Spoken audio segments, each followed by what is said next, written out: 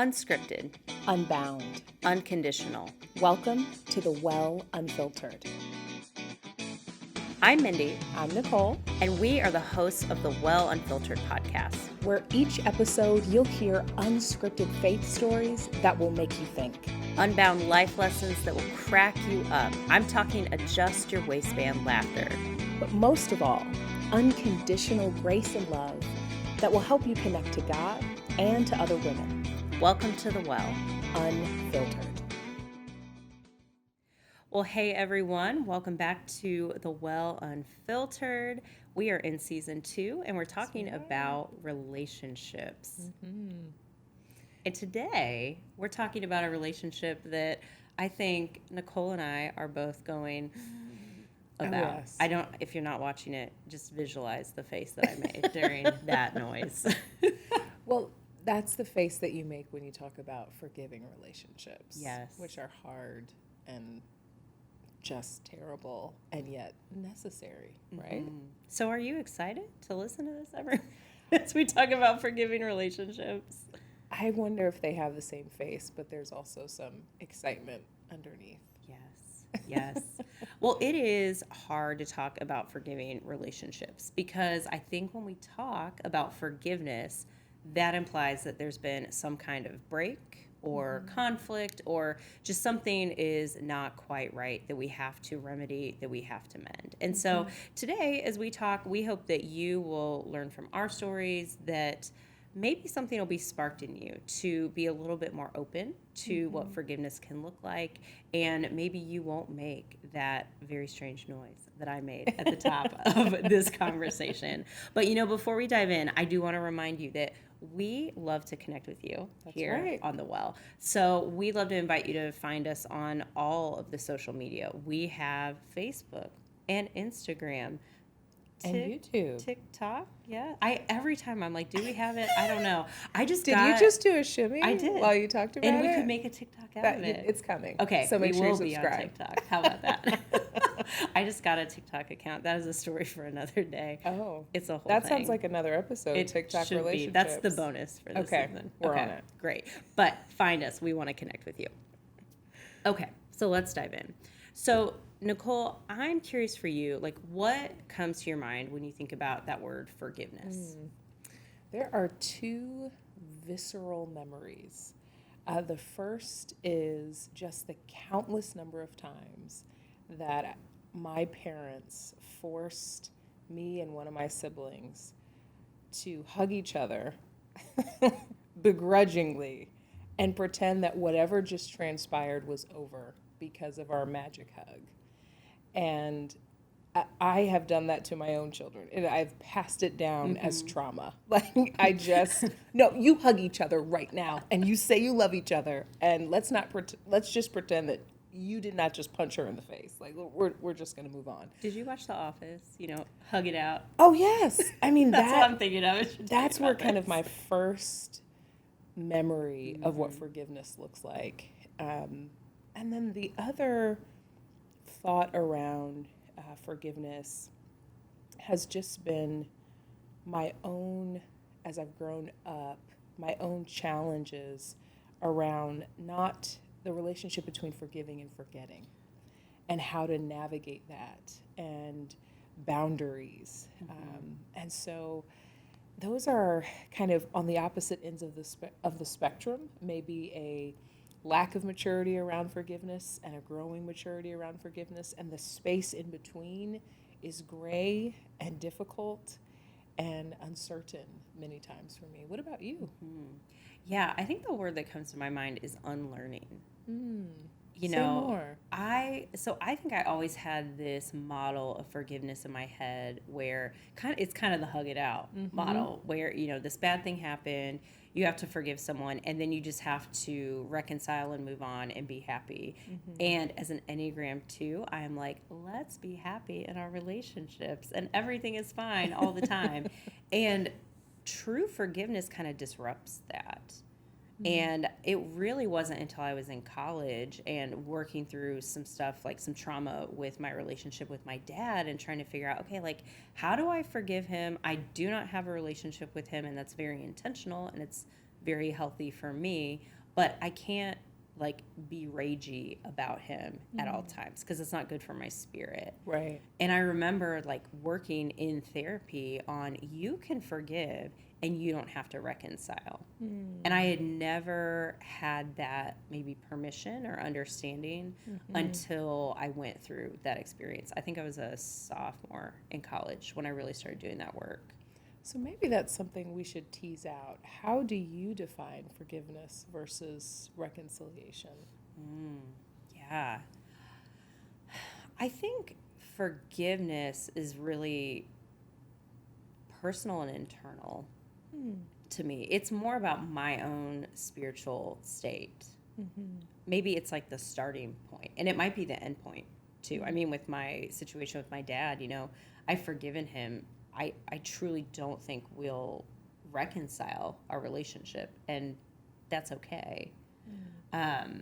Reconciliation, I think, is much more of a we're going to do the work together. We're going to commit to restoring this relationship.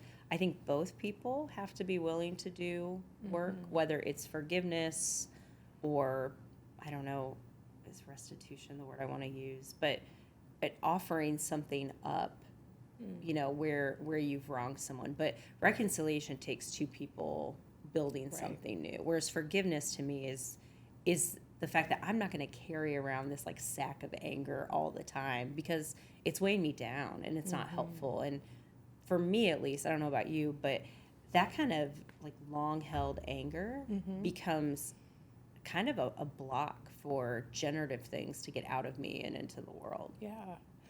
There's some image that communicates that idea of when you forgive someone, there's the olive branch that you hand them, and then there's like the giant tree that you let go of because it is this internal thing.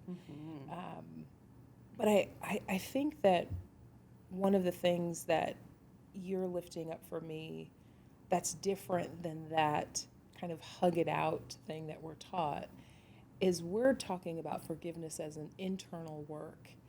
And the way we often judge whether we've been forgiving is external. Yeah. And I think that that's the shift in this conversation, and maybe even someone else's experience of forgiveness. There's that internal forgiveness, and then there's this performative forgiveness that I think, at least I was taught to more focus on that piece. And oftentimes ignoring the internal work that needs to happen. And then, I mean, you use the term ragey, which I think is very appropriate. But it does, I think one of the most dangerous things about not practicing forgiveness is that it comes out often not just towards the person who created brokenness in your relationship, but to everyone. And that's what I find so challenging about whether or not you've addressed that, because then you lose the ability to direct who receives that rage and that pain and that hurt. And then you create more situations that require forgiveness, which is just difficult for you and difficult for the people in your life. So I wonder if there's other pieces of this that make forgiveness hard. Just because you've had such a profound experience in forgiving a family member, what would you lift up as this is what makes this process really hard for us to talk about? Yeah, and it's interesting with that, like that specific situation, because that one is actually not that hard to talk about, maybe now, because I have done a lot of healing work around it. And for me, having such like a big, significant part of my story is, okay, there was trauma, there was abuse, you had to work through it. Like people kind of follow that logical arc. There's not a lot of like shame around that, or wow, you're holding grudges, you're catty, there's none of that piece to it. I think what is really hard for me with forgiveness now is like those day-to-day little grievances. Like when you were talking about, the performative hug it out, but you don't really forgive. I was like, oh, like how many times do we do that? We're like, it's fine, you're fine. It's not fine. No, it's not fine at all. So that might be the takeaway. Yeah, it's not fine. It's not fine. Yeah. and I think that's kind of the challenge.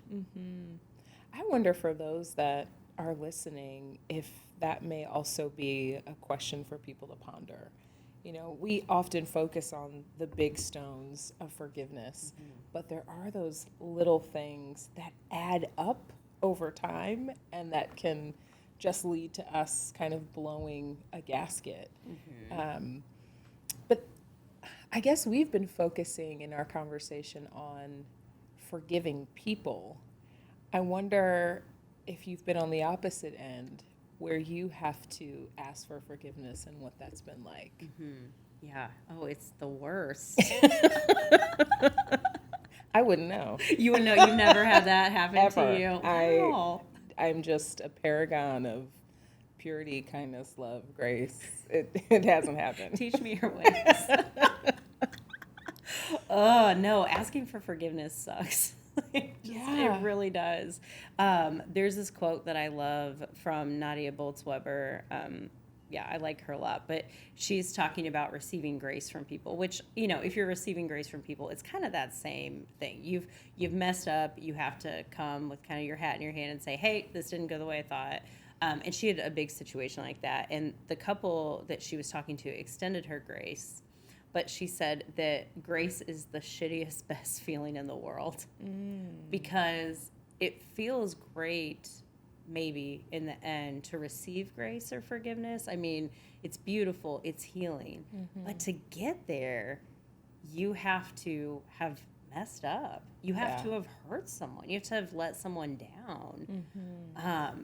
And for me, as someone who does have like a lot of shame in my, tape in my head, it's hard. It's hard for me to believe it too. I don't know if you ever feel that way, but it's probably easier for me, even though I can be a really good grudge holder sometimes.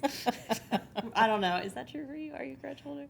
I like to tell myself I'm not, but I major in passive aggressiveness. And so I won't like directly, well, no, I don't know if my husband would agree with that. Let's get some other people in here and talk about it. Well, I guess for me, one of the hardest things about both receiving and seeking forgiveness is the vulnerability to admit two things. The first is to admit that you have power to hurt me. I have this, my mother, I remember one time at school, I was in high school, and I had this teacher who just did not like me. And I went to this kind of snooty all-girls school, very much my scene. And our teacher, we'll call her Mrs. J, wanted me to stand up in class and thank everybody for their parents who provided scholarships for me to go to the school. And I think I've told you this before. You've told me this story. It's a doozy. Yeah, and I just was like, I can't say that. One, because my dad reminds me every day how much the school is costing and how I better do well. And I know I'm not on a scholarship because he keeps telling me that. So either he's lying or you're lying. And he does a lot of things, but he doesn't lie. And she got really angry that I would not thank my fellow students for their sponsorship. And so eventually, and there were just several other little things that kept happening.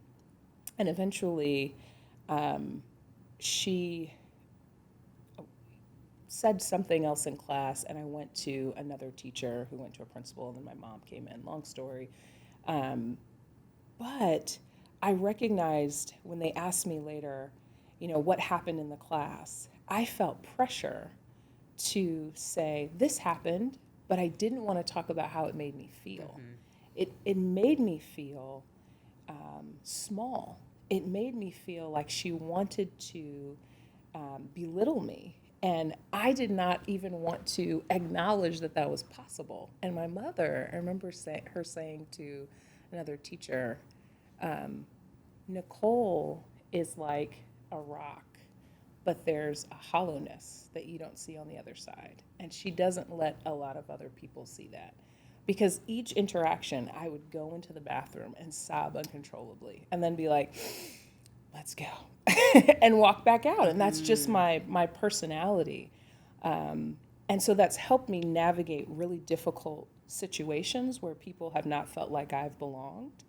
But it's also limited me from acknowledging where I need people to offer their forgiveness. Because first I have to admit that I'm hurt. Mm-hmm. And that's really hard. And then I think another piece of this is I'm good at holding up underneath that pressure. But when I need to give forgiveness to other people, because I know what it's like to internalize it, it's almost overkill.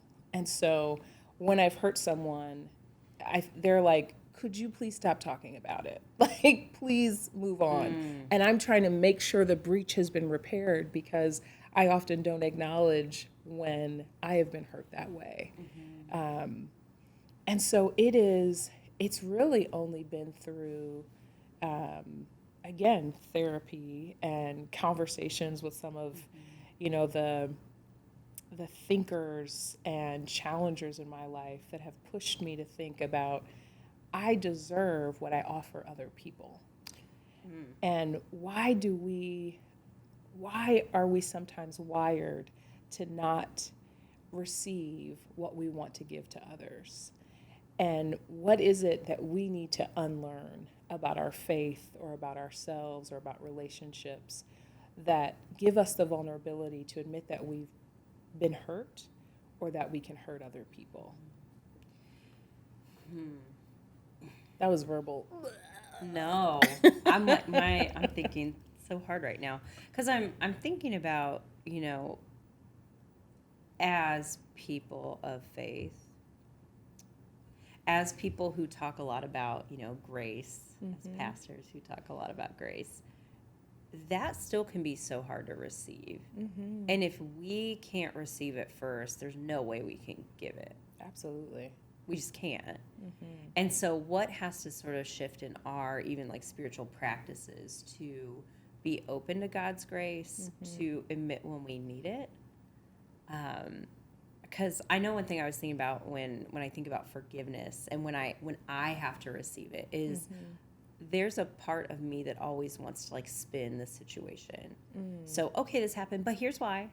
Let me tell you. I mean, it's like that terrible phrase, I didn't intend. Like, that's the worst phrase ever because it doesn't freaking matter what you intended. Like, you did about something the impact. Terrible. Absolutely. Yes. But it's like, I think it's I don't know, maybe like a self-preservation thing that like, well, let me just show you that I'm good and prove that. But like we can do things that aren't good and it doesn't mean we're not good. It doesn't mean that we're not loved. It doesn't mean that we don't have God's grace. But there's like a lot of theological junk, I think, that gets wrapped up in that. Like for people, and I know there's people listening who grew up in these sort of religious systems that are, you're really bad, you're probably going to hell, but maybe you'll get lucky and Jesus will save you. I mean, that narrative over and over and over, it wears something down in you. I think it sort of numbs our ability to receive that grace. And then how in the world could we ever give it? Yeah. And I also think that one of the, just to circle back to what I think was one of the most important things we've lifted up in this conversation, that oftentimes we are taught to forgive and excuse repeated behaviors that dishonor the God within us. And that's the part that I think I've reached a certain age. We have a friend in common who's approaching 80, and I admire her unfiltered and absolute tell it like it is-ness. And she has joked with us and said, when you're my age, like you say what's happening, but also you stop accepting bullshit. And I think that one of the parts that I just want to tease out, there's forgiveness, but then there's also the vulnerability of saying, I don't have to accept this behavior or this cycle. And too often in church, we have made people feel as if they need to accept that. That's what forgiveness looks like. And pointed to Jesus and said, Jesus endured all of this suffering and abuse, and you should as well. And I remember once in a grief counseling session, someone saying, yeah, that happened with Jesus. Jesus was also the savior of the world. I'm not. And so there's that divine thing working within Jesus that's not working within us. And so it doesn't mean that God doesn't call us to model our lives after Jesus, but it also doesn't mean that we are to accept abuse or mistreatment because this is what forgiveness looks like. That's not true forgiveness. Forgiveness includes repentance. Forgiveness includes this, if possible, reconciliation. It doesn't include this cycle. And I think that that's what we hear. And we hear it from women in churches in particular. We're supposed to be the ones that are constantly forgiving. And oftentimes it can be at the risk of our own emotional, spiritual, and even physical well-being. Well, it's so challenging because, like, the scripture that I was thinking of for today's conversation, it's that, that one that's like super famous, Matthew 18, and Peter's my jam. He's like, this feels really hard, Jesus. Yes, Peter, you're right. He's like, how many times should I forgive my brother or sister who sins against me? Should I forgive them as many as 7 times? And I feel like that's so sassy. Like, really? Should I do this 7 times? And Jesus, of course, is like, no, not just 7 times, rather as many as 77 times. And that's not like a prescriptive amount of times you should forgive, clearly. The point is, you should forgive a lot. You should forgive often. This is a thing that you're going to have to practice. And you can practice in a way that is healthy and has boundaries. Right. And I don't know. I've been thinking a lot about, like, what do we learn when we have to forgive someone or we find ourselves hurt, even traumatized? Like, what are the tools that we walk away from those situations with? And I don't think that God asks us to lay down the tools that we gather in order to reconcile or just have like a cheap forgiveness. I think that one of the things that we learn is about ourselves. We learn what, I think of my own children and what feels like an offense to them and what the other might just roll, it does not matter to them. And so through the process of both hurting people and being hurt, you learn about your own kind of boundary map. But also, I think you learn about how much you need grace. Because if you're really open to recognizing how your behavior affects other people, it is a humbling experience. Yes. And you will, I think, be motivated to offer it because you recognize how much you are in need of it. But the final tool that I think it gives us is the language to talk about our own feelings. And while Jesus calls us to this higher plane of kind of not keeping stock, my very numbers-oriented child would say, okay, that's 77 times 7. That's not always. Like, there are some boundaries. There are exceptions. And so I think the ability to know what that is, you only experience as you walk and journey through life and have need of forgiveness or have need of giving forgiveness. What tools do you recognize are in your kit now that you take into these situations? I think the biggest tool that I'm holding right now is, there's not one word for it. Sorry, this is long-winded as I'm thinking about it. But it's this idea that, okay, what happened in the past may not be the thing that's happening now. And, not but and, maybe there are things that you can be wiser about going forward. So, like, in places in my past where maybe I would just excuse certain things from people or just be like, oh, it's fine. Well, it's not fine. And maybe some of my work is to set boundaries sooner to avoid some pain down the road. So I think it's like toggling between, you don't want to be jaded and bitter. That's not a good spiritual place to end up. And I think when we don't practice forgiveness, that's where we land. Like jaded island. And Yes. Yeah, I don't want to be there. the worst place. But it's like wisdom. Maybe it's developing wisdom. And I wonder with that thought on wisdom, because David told us in his wisdom several minutes ago that we were approaching the end of our time. I wonder kind of what, as you think about forgiveness, if there's something that's filling your well, or if it's not there at all, it's from a different place in your life. I think for me, what's filling my well is actually, it's maybe less the practice of forgiving other people and more being grounded in like my identity in Christ. So realizing, okay, like again, I have the knee-jerk reaction. I gotta make it better. I gotta spin it. It's gonna be okay.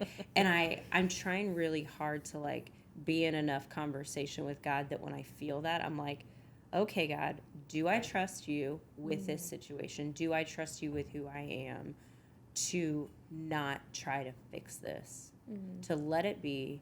And if I have to say sorry, the world isn't going to end. If that person's mad at me, it does not mean that I am bad. And that is, man, we can unpack this in a different episode. David said we're almost out of time. But that is a narrative that I have carried, truly. Like, if you do something bad, you are bad. And that's a lie. That's not true. And my guess is other people listening have carried that narrative too. And I think if you're going to engage in this work, that's actually one of the first narratives you have to bust through. So I'm curious for you, like, are you just like practicing forgiveness regularly and it's filling your well? Because you said you're, very holy.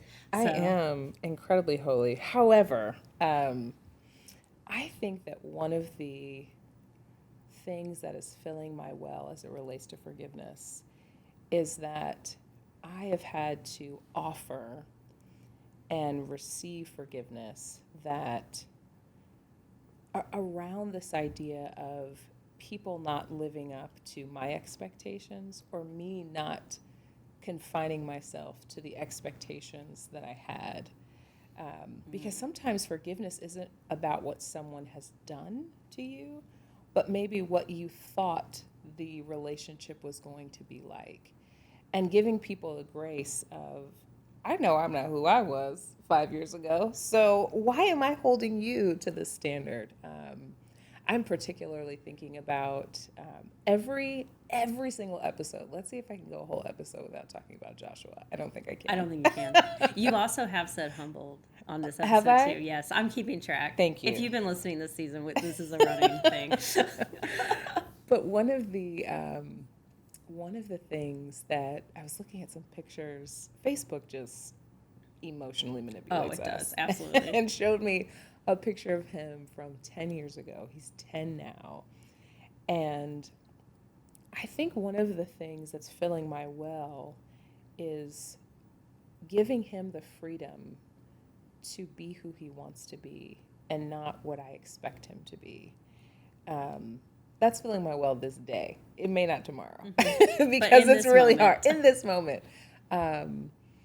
Because I know that a shift happened when my parents allowed me to do that.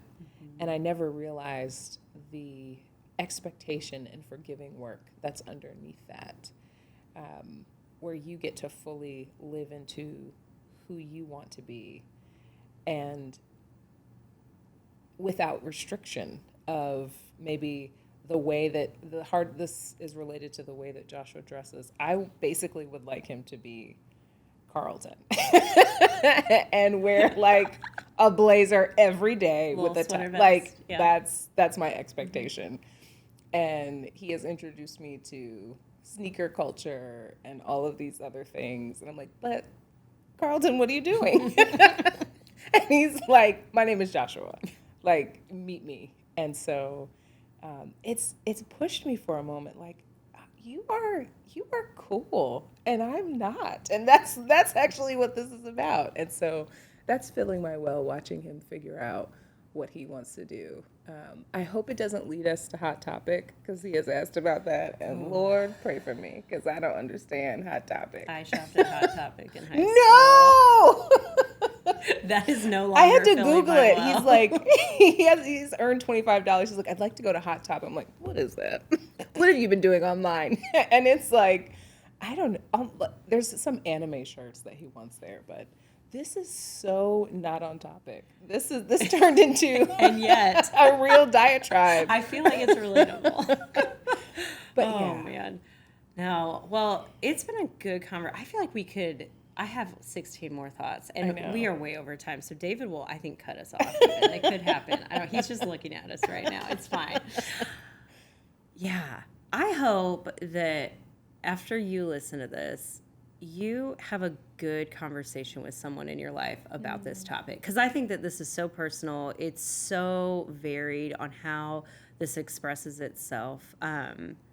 So yeah, talk to someone that you love and trust about forgiveness, and maybe a place that you're stuck or hoping to experience forgiveness yourself. And I guess that's like my final prayer is that if you are walking around feeling like, I can't receive grace, I'm not good enough, I am bad, I just pray that over the next season, you will experience a much truer narrative about who you are so that you can then give that truth and grace to someone else. Yeah. So it's a journey.